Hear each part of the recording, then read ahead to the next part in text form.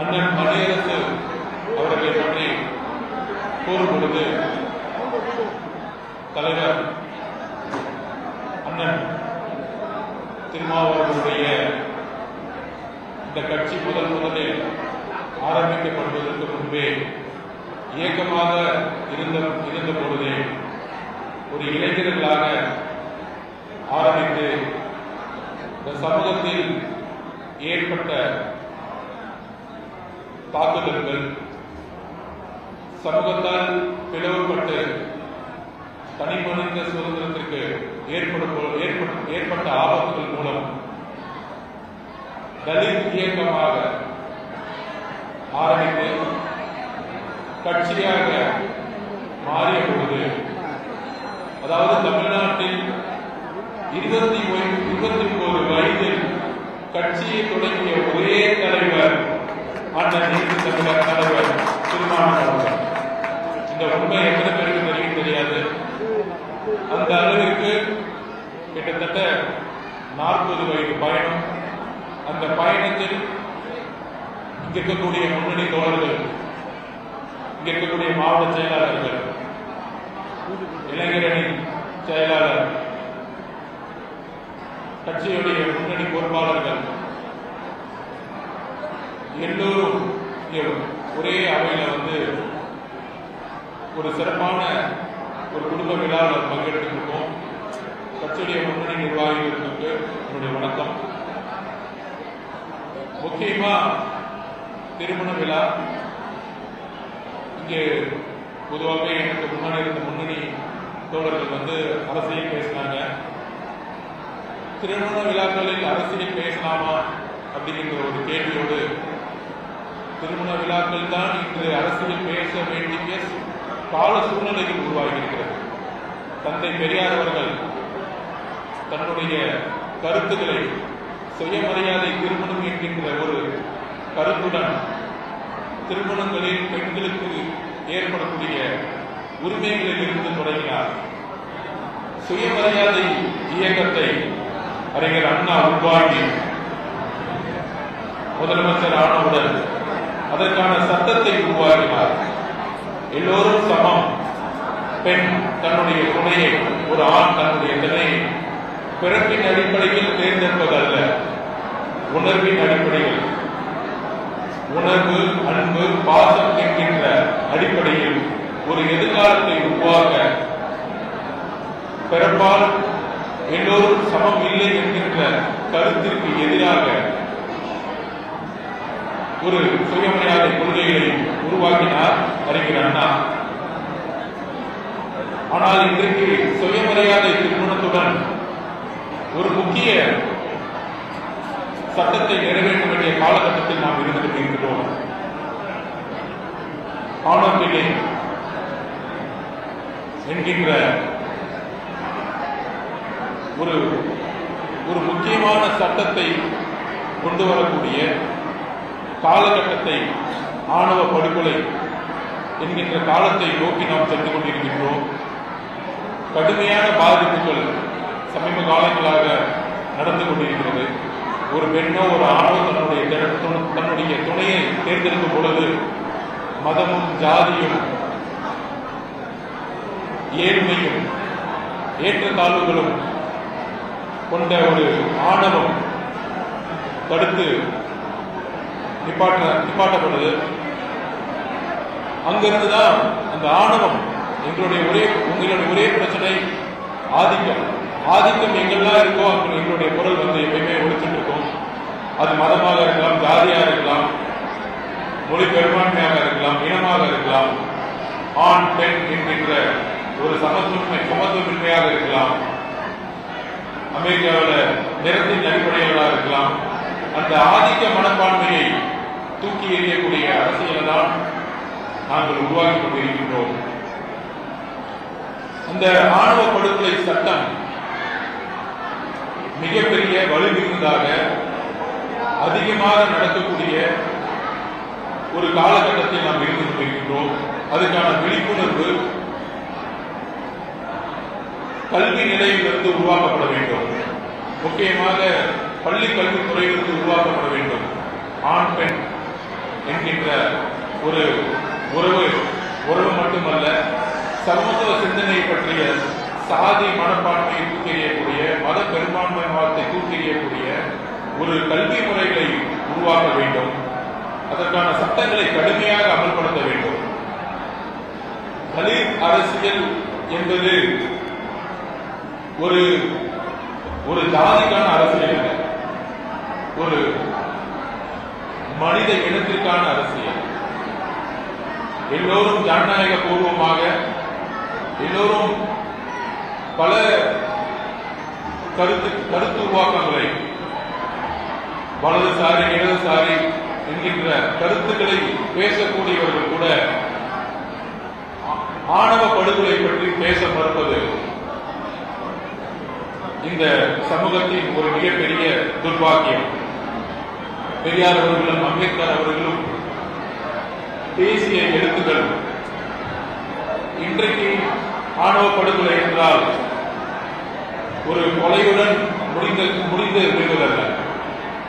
அந்த அளவிற்கு ஆணவ படுகொலைக்கான சட்டத்தை உருவாக்க வேண்டும். இங்க இருக்க முன்னணி தோழர்கள் சொல்ற மாதிரி அதிகாரம் எதற்கு? முக்கியமாக தலித் மக்கள், சிறுபான்மை மக்கள், இவர்கள் அதிகாரம் எதற்கு? இந்த அதிகாரம் ஊழல் செய்வதற்கா, இல்லை அதிகாரத்துடைய பலன்களை அனுபவிப்பதற்கா? கிடையாது. 1000 வருடங்களுக்கு மேற்பட்டு இன்றைக்கும் ஒரு சமநிலையுடன் ஒரு வாழ்வாதாரத்தை உருவாக்க முடியும். ஒரு கல்வி நிலையில் இல்ல, நம்மளுடைய ப்ரொஃபஷனல் எஜுகேஷன் சிஸ்டத்துக்குள்ள இன்னும் தலித் மாணவர்களும் மாணவிகளும் இன்னும் பெரிதாக சாதிக்க முடியல. முக்கியமா தலித் மக்களுக்கான பொருளாதார சுதந்திரம் இன்றைக்கு தமிழக அரசு தலித் மக்களுடைய நில அளவுனா லேண்ட் பேங்கிங் சொல்லுவோம். அந்த லேண்ட் பேங்கிங் நில அளவு எத்தனை 25% மக்கள் இருக்கக்கூடிய தலித் மக்களுக்கு எந்த அளவுக்கு பொருளாதார வலிமை, இவர் விவசாயிகளாக எந்த அளவுக்கு நிலங்கள் சொந்தமாக இருக்கின்றது என்ற கணக்கை வெளியிட வேண்டும். பஞ்சமி நிலங்கள் சுமார் 10 லட்சத்துக்கும் மேற்பட்டு இருந்த பஞ்சமி நிலங்கள் எங்கு சென்றது? கமிட்டி போட்டு ரொம்ப வருஷமாச்சு. ஏன் கவர்மெண்ட் வந்து தரவுகள் இன்னும் வெளியிடல? அந்த தரவுகள் 10 லட்சத்துக்கும் மேற்பட்ட நில அளவுகள் தலித் மக்களுக்கு செல்ல வேண்டிய ஒரு உரிமை, அது எங்கு மறுக்கப்படுகிறது? எந்த நில பலன்களை வைத்து சாதிய ஒடுக்குமுறை உருவாகியதோ அதே நில பலன்கள் தலித் மக்களுக்கு கிடைக்க வேண்டும், சிறுபான்மை மக்களுக்கு கிடைக்க வேண்டும். இந்த தரவுகள் தமிழக அரசிடம் கண்டிப்பாக இருக்கிறது. அந்த தரவுகளை கூடிய விரைவில் அந்த கமிட்டி வந்து தமிழக அரசு போட்டிருக்காங்க. கூடிய விரைவில் பஞ்சமி நிலங்களுடைய தரவுகளை வெளியிட வேண்டும். பாதிக்கப்பட்ட மக்களுக்கு பிரித்து கொடுக்க வேண்டும். மற்றொரு முக்கியமான பிரச்சனை, புதிதாக இந்த பிரச்சனை வந்துட்டு இருக்கு. கோயில் செல்லக்கூடிய உரிமை. கோயில வந்து எல்லோரும் சமம் அப்படின்னு செல்லும் பொழுது தலித் மக்கள் இன்றைக்கு வந்து பல்வேறு சூழ்நிலையினால வந்து தடுத்து நிற்பாட்டப்படுறாங்க. இப்ப ரீசெண்டா நடந்த ஒரு பிபிசியுடைய ஆய்வறிக்கை வந்து அதை வெளியிட்டிருக்காங்க. அந்த ஆய்வறிக்கையில் 2 சமூகம் கோயிலுக்குள் செல்லும் பொழுது இருக்கின்ற ஏற்படக்கூடிய உரிமை ஒரு மத பெரும்பான்மைவாதம் மூலம் தடுத்து நிற்கப்படும் பொழுது காவல்துறையும் ரெவன்யூ டிபார்ட்மெண்ட்டும் அந்த கோயிலுக்கு வந்து கூட்டு போறாங்க. கூட்டு போறதால சொல்யூஷன் ஆகாது. தீண்டாமை ஒரு கோயிலுக்குள்ள தலித் மக்களை வரக்கூடாதுன்னு சொல்லும் பொழுது அங்க தீண்டாமை இருக்கு. தீண்டாமையை செய்யக்கூடியவர்களை கைது செய்யணும். கோயிலில் கூட்டு போறதுக்கான சொல்யூஷன் கிடையாது. அப்ப கோயில கூட்டு போட்டுட்டு அது நீதித்துறை மூலம் சொல்யூஷனை உருவாக்கணும்னு நினைக்கும் பொழுது நீதித்துறை பல்வேறு காலத்தை நம்மளால ஒரு நீதித்துறை மூலமா உடனடியா ஒரு ஜஸ்டிஸ் உருவாக்க முடியாது. அப்ப காலத்தை கடத்துவதற்காக கோயில்களில் கூட்டு போடப்படுகிறது. என்றைக்கு ஒரு குரல் கோயிலுக்குள் வரக்கூடாதுன்னு சொல்றாங்களோ அந்த குரலை கைது செய்து தனிமைப்படுத்தப்படும். பிறப்பால் எல்லோரும் சமம் இல்லை என்கின்றவர்களை கைது செய்து தனிமைப்படுத்தணும். அவர்களுக்கான விழிப்புணர்ச்சியை உருவாக்கணும். அவர்களுக்கான கவுன்சிலிங் சிஸ்டத்தை உருவாக்கணும். மனநல மருத்துவர்களை கொண்டு ஒரு கவுன்சிலிங் சிஸ்டத்தை உருவாக்கணும். அதுதான் முக்கியமான ஒரு விஷயம். கோயிலுக்குள்ள கூட்டு போட்டு தலித் மக்களை வரக்கூடாது என்பது சட்டம் அல்ல. அன்றைக்கே அதே நிமிடத்தில் அதே நொடியில் அவர்களுக்கான உரிமையை இந்த அரசு, இந்த காவல்துறை மீட்டெடுத்து கொடுக்க வேண்டும். ஆணவ படுகொலைக்கான சட்டத்தை உருவாக்க வேண்டும். பஞ்சமி நிலங்களை தரவுகளை தமிழக அரசு வெளியிட வேண்டும் என்பது எங்களுடைய தாழ்வான கோரிக்கை. அந்த கோரிக்கைகள் நியாயமான கோரிக்கைகள், உணர்வுபூர்வமான கோரிக்கைகள். இன்றைக்கும் 20-25% மக்கள் சேரிகளில் வசித்துக் கொண்டிருக்கிறார்கள். நான் தனிப்பட்ட வாழ்க்கையில் பொருளாதார ரீதியாக முன்னேறும் பொழுது என்னுடைய இருப்பிடம், என்னுடைய வீடு, என்னுடைய குழந்தை ஒரு நல்ல இடத்தில் வாழும் பொழுது ஒரு நல்ல ஒரு எல்லா தேவைகளும் இருக்கக்கூடிய ஒரு இடத்தில் நான் வாழ்ந்துட்டு இருக்கேன். அப்படியே எழுச்சி தமிழர்களுடைய சிதம்பரம் மற்றும் விழுப்புரத்தில் சுற்றுப்பயணம் தலைவரோடு போகும்போது எல்லா தலித் மக்களுடைய வீடுகள், சேரிகள் பார்க்கும் பொழுது மனிதர்கள் வாழக்கூடிய இடமா அப்படிங்கிற ஒரு கேள்விகள் என் மனசில் இருந்துகிட்டே இருக்கு. அந்த அளவிற்கு சுகாதாரம், சுற்றுப்புறம், ஆப்பிரிக்காவை பத்தி நம்ம பெருசா பேசிட்டு இருக்கோம். ஆனால் இன்றைக்கு ஒரு கேள்விகளை உருவாக்க வேண்டும். எல்லா பத்திரிகையாளர்களும் என்னுடைய வேண்டுகோள், சேரி மக்களுடைய இருப்பிடத்திற்கு செல்லுங்கள். அந்த மக்களுடைய வாழ்வாதாரத்தை, பிரச்சனைகளை, அவர்கள் வாழ்கின்ற முறையை நீங்கள் பதிவு செய்யுங்கள். என்னுடைய மகன் ஒரு சேரியை பிறந்தால் மிகப்பெரிய பிரச்சனை என்னன்னா, இந்த சேரியில் பிறக்கக்கூடியவர்கள் 90% குடிநோயாளிகளாக உருவாக்கப்பட்டிருக்கிறார்கள். அவர்களுடைய வேலை வாய்ப்பு, அவர்களுடைய கல்வி முறை எல்லாமே ஜாதிய கட்டமைப்பால் உருவாக்கப்பட்டிருக்கிறது. தன்னுடைய கோபத்தை சொல்லும் பொழுது வன்முறையாளர்கள், சிறுபான்மை மக்கள் தன்னுடைய உரிமையை கேட்கப்படும் பொழுது தீவிரவாதிகள், புதுசா இப்ப சொல்ல வராங்க எங்களோட உரிமையை கேட்டா சங்கி. பிரச்சனைகளை திருப்புவதை விட பிரச்சனைகளுக்கான சொல்யூஷன்ஸ் அரசு ஏற்படுத்த வேண்டும். இன்றைக்கு சேரி புறங்களுக்கு என்று தனியாக வரக்கூடிய தமிழக அரசுடைய பட்ஜெட்டில் ஒதுக்க வேண்டும். அதுக்குரிய தரவுகளை ஒவ்வொரு 6 மாதமும் கவர்மெண்ட் தரவுகளை பொது பார்வையில் வெளியிட வேண்டும்.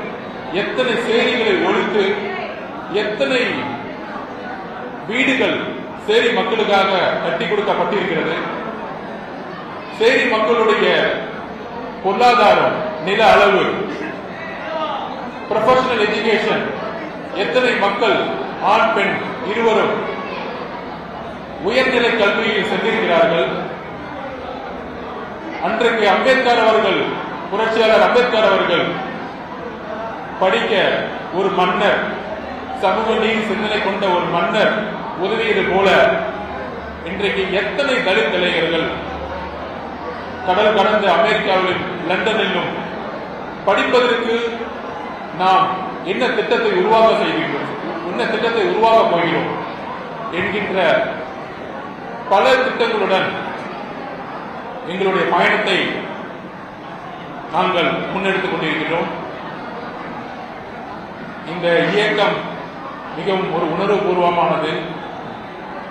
காலங்காலமாக ஒடுக்கப்பட்ட மக்கள் தன்னுடைய உரிமையை கேட்கப்படும் பொழுது அதற்கான விமர்சனங்களும் அதற்கான பிரச்சனைகளும் எழும் என்பது எனக்கு எப்பொழுதோ தெரியும்.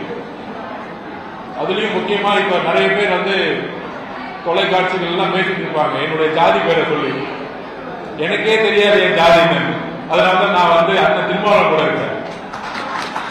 முட்டாள்கள், பைத்தியக்காரர்கள், பெரியாருடைய மண், அம்பேத்கருடைய இயக்கம் அப்படி சேர்ந்து இங்கு ஒரு தேர்தல் பிரச்சாரத்தை உருவாக்க ஒரு எம்எல்ஏவோ ஒரு எம்பியாவோ உருவாக்குறதுக்கு நான் இங்க வரல. ஒட்டுமொத்த மக்களுக்கும் ஒரு பிரச்சாரத்தை உருவாக்க தான் நான் இங்க வந்திருக்கேன். எழுச்சி தமிழர்களுடைய தலைவருக்கு வலு கொடுக்கதான் நான் வந்திருக்கேன். இது எனக்கான ஒரு பதவி கிடையாது. எனக்கான ஒரு பதவி இருந்தா எனக்கு பல வழிகள் இருக்கு.